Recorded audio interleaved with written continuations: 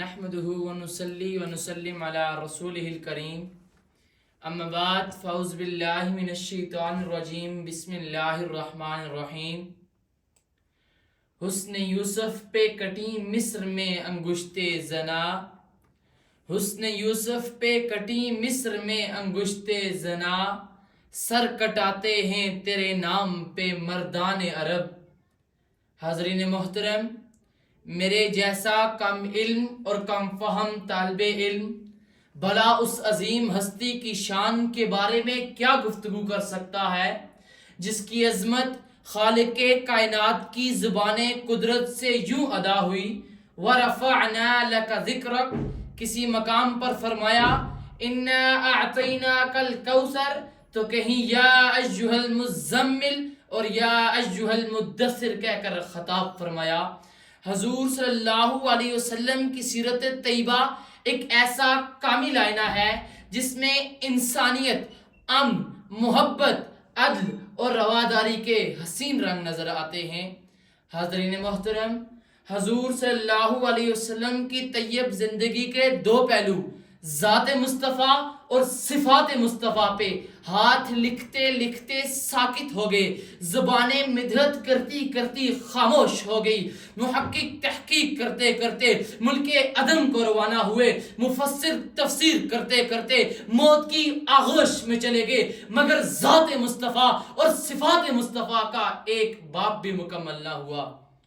حاضرین محترم، میری کیا مجال کہ میں اس ماہ جبیں کی شان کے بارے میں کچھ عرض کروں کہ جس کے دستے مبارک کی ایک انگلی اٹھتی ہے چاند کو دو ٹکڑے کر دیتی ہے، جس کے اشارے سے درخت اپنی جڑوں کو توڑ کر زمین کو پھاڑ کر بارگاہ مصطفیٰ صلی اللہ علیہ وسلم میں حاضر ہو جاتا ہے، جس ہستی کی نگاہ اٹھتی ہے تو سراقہ گھوڑے سمیت زمین میں دس جاتا ہے، پھر جب نگاہ رحمت اٹھتی ہے تو گھوڑے سمیت زمین سے نکلنا شروع ہو جاتا ہے، جس پیکرے نور پر طائف کی بستی میں ظلم کے پہاڑ توڑے گئے، مگر زبان مقدس سے بدعا تک نہیں نکلی بلکہ بقول کلندر لاہوری دعا مانگی الہی قوم کو چشم بصیرت دے، دعا مانگی الہی قوم کو چشم بصیرت دے، بے خبر ہیں بیچارے تو انہیں نور ہدایت دے۔ حاضرین محترم،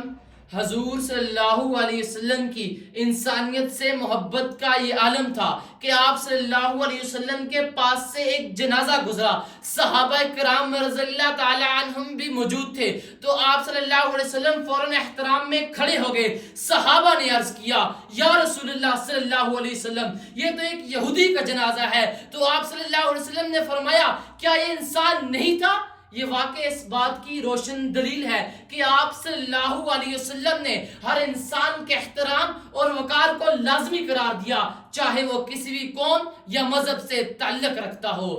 حاضرین محترم، حضور صلی اللہ علیہ وسلم کی رحمت کا یہ عالم تھا کہ آپ نے ایک تھپڑ مارے بغیر حضرت عبداللہ بن عباس جیسے مفسر قرآن تیار فرمائے، جن کی تفسیر قرآن سے دنیا قیامت تک فیضیاب ہوتی رہے گی، اور بحیثیت جرنیل ایسے جانباز اور سپاہ سالار تیار فرمائے کہ زمانہ جنہیں خالد بن ولید کے نام سے جانتا ہے۔ سچائی کی تربیت کی تو صدیق اکبر بنا دیا، عدل کا درس دیا تو فاروق اعظم بنا دیا، سخاوت کی نگاہ اٹھائی تو عثمان غنی بنا دیا، اور مکتب شجاعت میں علی شیر خدا بنا دیا۔ آخر پر حضور صلی اللہ علیہ وسلم کی تعلیمات اور سیرت کی روشنی میں حاضرین کو ایک پیغام دے کر اجازت چاہوں گا۔